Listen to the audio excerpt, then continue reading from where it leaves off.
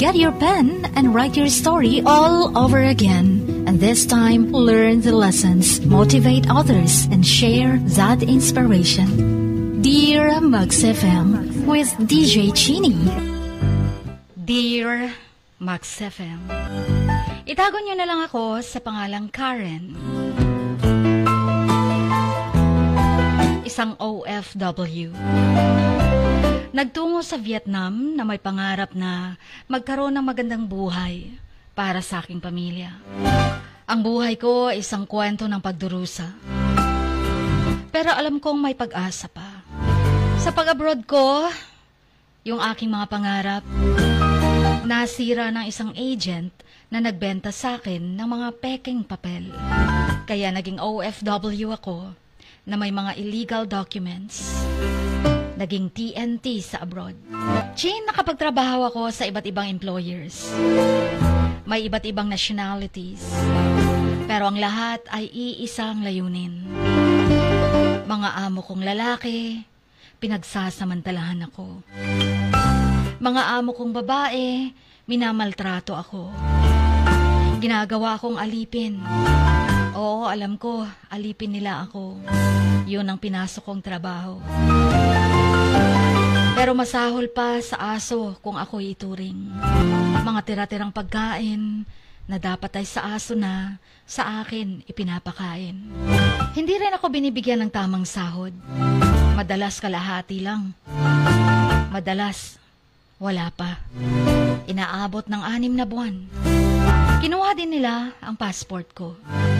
Hindi ako makapag-complain dahil baka mahuli ako ng mga otoridad. Dahil kulang ang papers ko at illegal nga ang entry ko. Ayokong makulong sa foreign land. Kaya tumakbo ako. Tumakbo ako mula sa mga employers ko. Mula sa mga otoridad. Mula sa aking sariling takot. Nagtago ako sa mga madidilim na lugar. Hindi nakakapaghalubilo sa publiko. Hindi nakikipag-usap. Ni hindi ko maasikaso ang mga pangangailangan ko. Yun bang nanginginig ako kapag maraming tao? Mga araw pa ang lumipas doon, naging isang bangungot na lamang ang aking buhay. Hindi ako makatulog na maayos.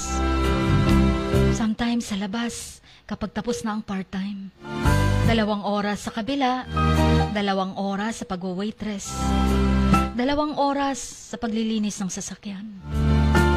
2 oras sa housekeeping. Sometimes nagyayaya. Walang permanente. Yun bang nanginginig ka kahit natulog ka? Dahil kahit sa panaginip mo natatakot kang mahuli ka. Hindi ako makakain. Dahil sa gutom at pagod, humina yung katawan ko, Chin. Nagkasakit ako. Naging pulubi sa tabi-tabi. Halos yung kaluluwa ko'y nasira na din. Minsan ginamit ako ng isang foreigner. Binigyan lang ako ng $2. Para lang makakain. Minsan hindi ako nakakain ng isang buong araw. Minsan lumilipas pa ang 2 araw. Kumakalam ang sikmura, masakit ang tiyan. Yung ulo ko sobrang sakit, umiikot ang paningin ko. Pero hindi pa rin ako sumuko. Kahit alam kong wala akong pwedeng masumbungan, wala akong pwedeng malapitan, wala akong kapitbahay ni kapamilya doon. Alam ko kailangan ko pa rin mabuhay para sa aking pamilya, para sa aking mga anak. Hanggang sa wakas, lahat ng mga illegal aliens na repatriate. Kasama ako doon, Chin, pabalik sa Pilipinas. Yun na lang ang tanging naging pag-asa ko para makapiling ko uli ang pamilya ko. Pero hindi na ako yung dating Karen na umalis. Yung mga karanasan ko sa ibang bansa, nag-iwan ng mga sugat sa aking kaluluwa at katawan. Ngayon nakita ko yung mga anak ko lumalaki na. Pero hindi ko alam kung paano makikipag-ugnayan sa kanila. Parang ilap sila sa akin. Hindi ko rin sila malapitan.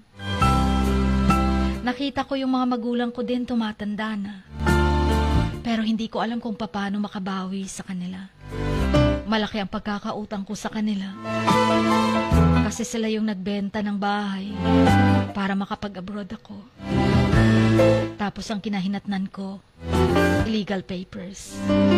At naging tago ako ng tago or TNT na OFW. Yung aking pag-uwi ng Pinas ay hindi ang pag-uwi na inaasahan ko. Hindi ako ang dating masayahing Karen na umalis. Ako na yung isang babaeng parang ang lalim ng sugat sa puso.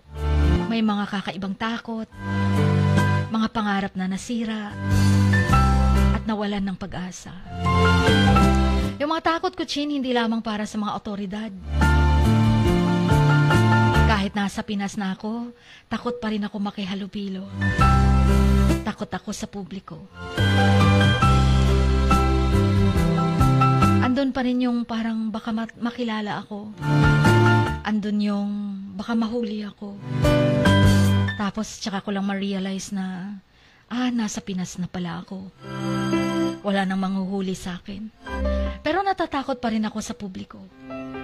Takot na magsalita ako ng mga bagay na hindi dapat sabihin. Yung mga kilos ko, napansin ko, Chin. 2 months na simula nung nakauwi ako ng Pinas. Parang hindi na naging normal. Sometimes bumabalik ako sa katinoan. Pero sometimes umiiyak ako ng walang dahilan. Minsan sumisigaw ako sa aking pagtulog. Minsan tumatawa ako habang nagluluto, habang naglalaba. Tumatawa ng walang dahilan. Yung pamilya ko nag-aalala na sa akin. Yung mga anak ko, nakikita ko yung concern nila pero parang takot silang lapitan ako. Minsan lang ko lang kung makipag-usap. Ang hirap pag malayo ka sa pamilya mo. Pag uwi mo, hindi mo na sila kilala. At hindi ko alam kung paano ko maipapaliwanag sa kanila yung mga naging karanasan ko. Kung bakit ako nagkaganito. Wala man lang akong naiuwing ipon. Noon nakakapagpadala ako ng pera, pero ilang buwang naipon yun. Pero hindi pa rin naman ako sumusuko. Sabi ko, gagawin ko pa rin ang lahat para makaayos ang aking buhay. Makabawi sa mga mahal ko sa buhay. Makatayong muli. Dahil sa huli, para pa rin akong isang mandirigma. Ang buhay ay isang laban na dapat labanan. Sa ngayon, Chin, unti-unti na akong naghihilom. Pero ang hirap. Yung mga sugat ko, andyan pa rin. Unti-unti mang nawawala pero ang lalim. Nawawala din unti-unti yung mga takot ko. Pero andun pa rin ang nginig. Dala-dala ang bangungot sa pagtulog. Bumabalik na rin unti-unti yung mga pangarap ko. Pangarap ko para sa pamilya ko. Kahit wala na sa sarili ko. Pero sabi ko, laban pa. Lagi kong sinasabi sa sarili ko na hindi natutulog ang Diyos. Alam ko, didinggin din niya ang mga panalangin ko. Hindi man sa ngayon. Sana bukas. Pasensya na sa aking kwento. Kayo na bahalang mag-correct sa mga mali ko. Ang inyong Kumax, Karen.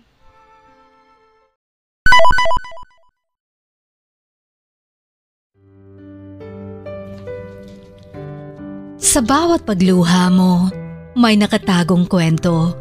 Sa bawat ngiti mo, may gustong sabihin ang puso mo. At sa likod ng iyong halakak at maging sa pagkabiko mo, may mensaheng nakabalot sa iyong pagkatao. At ang tanging nais mo lamang ay mapakinggan ang mga ito ng buong mundo.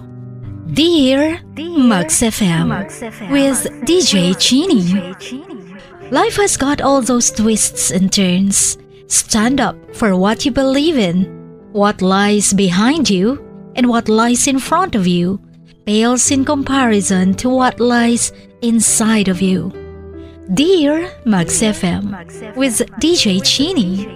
Sabi nga nila, ang pagsusulat kapag masyado mong diniinan hanggang sa susunod na pahina ay nagmamarka. Katulad ng pagmamahal, kapag masyado mong ibinigay ang lahat, yung sakit na gawa ng nakaraan, dala pa rin hanggang kasalukuyan. Dear Mags FM, you own your story and you are the author of your own book of life. Don't let others write your script, but let others hear your story and make them inspired. Kaya sumulat na, maging bahagi ng aming programa, Dear Mags FM with DJ Chini, tuwing Lunes hanggang Biyernes, 1:00 hanggang 3:00 ng hapon sa Max News FM, Soc Sargent.